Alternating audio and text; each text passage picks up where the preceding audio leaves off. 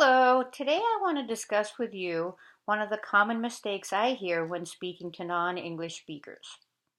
This is called a double negative.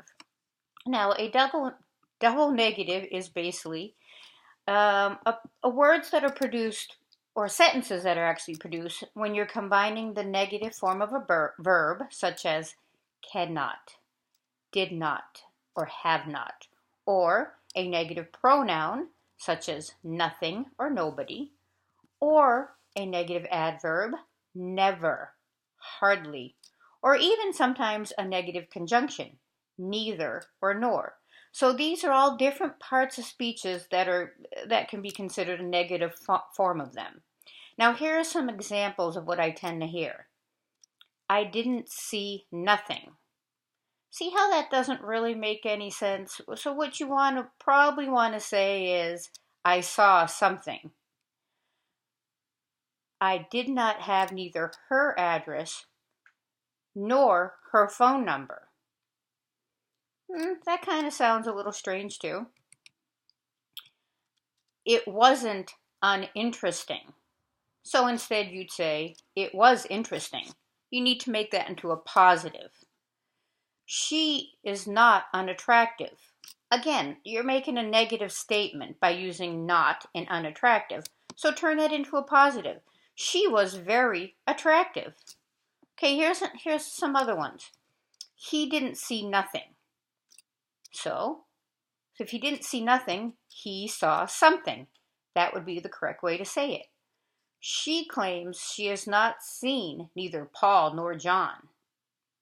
So it would be better to say, she claims she has seen either Paul or John. So often the positive sense is what the speaker is really trying to say, but they always put the double negative in, so it always comes out as an error. For example, the one I used earlier, she is not unattractive. So what they're trying to say is she's pretty or she was attractive, but they made it into a negative sentence.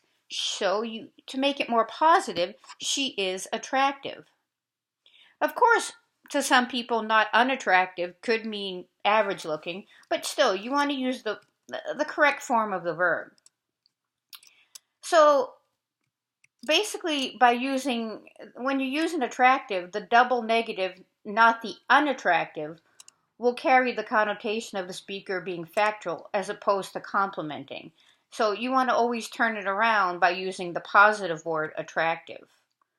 Okay, and a double negative to a Native American speaker is pretty much going to be an error in speech because we're expecting you to come up with, or when you're speaking, you want to come up with a positive sense, but then the negative sense is the one that's actually said. So we want to make sure that you're really saying what you really intend to say and not make it into a negative or an insulting statement to a native speaker. So always try to turn it around and take out that negative to make it more positive. And I suppose they even say you can have a triple negative. I'm trying to think, there was a funny one. I cannot say that I do not disagree with you.